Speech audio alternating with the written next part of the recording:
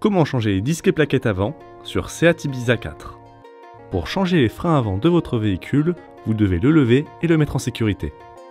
Placez un embout Torx de 30 dans la tête du tournevis à frapper. Réglez la tête du tournevis sur Left pour dévisser la vis du disque. Placez le tournevis sur la vis de maintien du disque.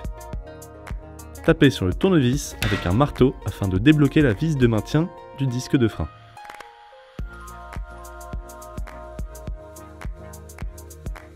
Retirez la vis. Maintenant, à l'aide d'un tournevis plat, faites levier pour retirer les ressorts de l'étrier. Attention, le ressort peut s'expulser violemment.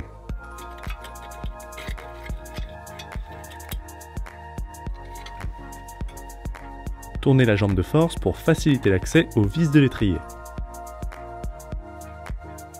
Astuce pour repousser le piston de votre étrier. Placez le tournevis plat entre la plaquette et l'étrier de frein et faites levier pour repousser le piston. Ou alors, utilisez un repousse-piston. Retirez les caches anti-poussière des colonnettes à l'aide du tournevis plat.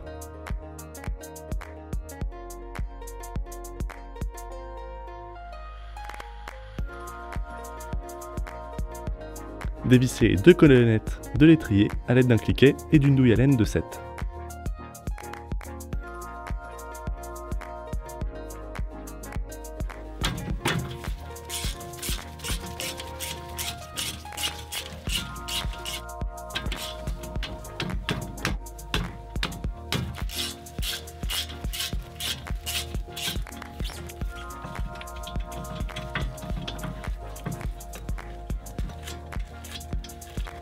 Une fois les deux colonnettes dévissées, tirez simplement sur l'étrier pour accéder aux plaquettes. Poussez sur les deux oreilles de la plaquette présente dans le piston pour la libérer.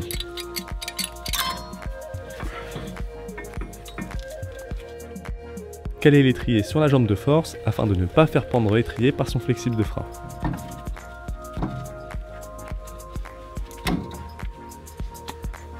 Tirez simplement sur la seconde plaquette présente sur la chape pour la déposer.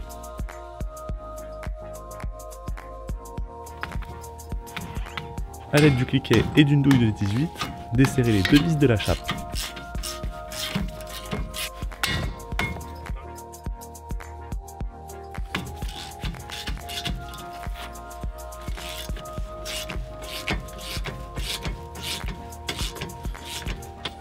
Retirez les deux vis et retirez la chape en la tirant sur le côté.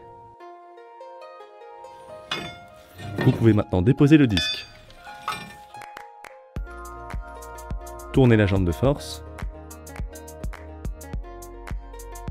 Comparez les dimensions des nouvelles plaquettes avec les anciennes. Vérifiez que le système d'attache soit similaire. Comparez les dimensions du nouveau disque avec l'ancien. Notre nouveau disque ici présent est percé pour un meilleur refroidissement, mais celui-ci reste d'origine. Appliquez du nettoyant frein sur le moyeu et à l'emplacement des plaquettes sur la chape. Brossez avec une brosse métallique pour nettoyer les dépôts de poussière de frein. Placez le nouveau disque sur le moyeu. Alignez les trous du disque avec ceux du moyeu en faisant simplement tourner le disque. Vissez la nouvelle vis de maintien fournie avec le disque à l'aide d'un tournevis cruciforme ou Torx en fonction du type de vis. Si la vis n'est pas fournie, replacez l'ancienne en faisant attention à ne pas abîmer la tête au serrage.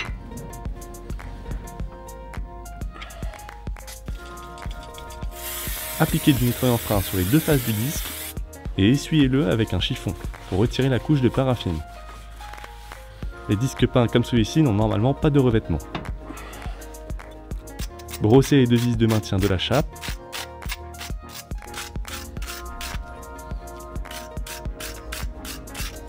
Insérez la chape sur le disque et placez les deux vis de maintien.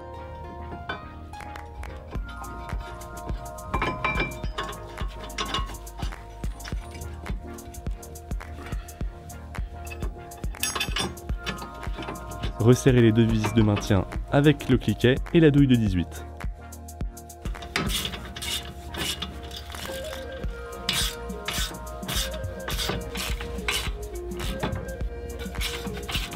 Si possible, serrez les deux vis au couple avec une clé dynamométrique à une valeur de 75 Nm.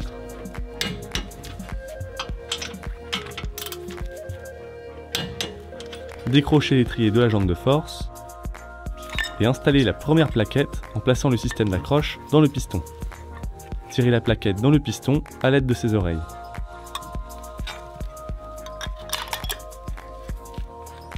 Placez la seconde plaquette sur la chape en plaçant la garniture de la plaquette face au disque. Emboîtez simplement l'étrier sur la chape.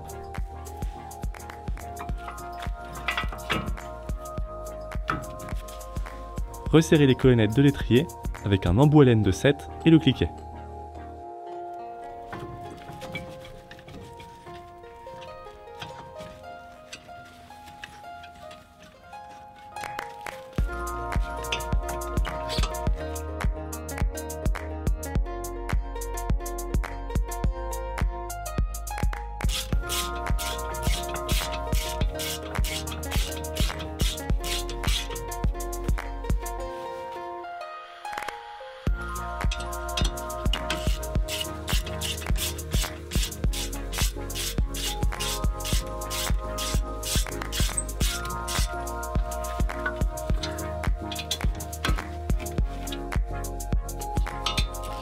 Replacez les deux caches poussière sur les colonnettes.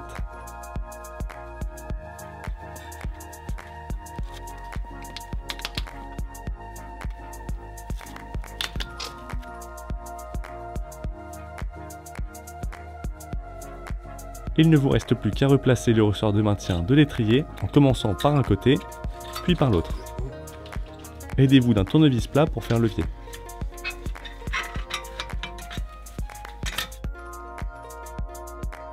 Tapez sur le ressort gentiment avec un marteau pour s'assurer qu'il soit bien placé.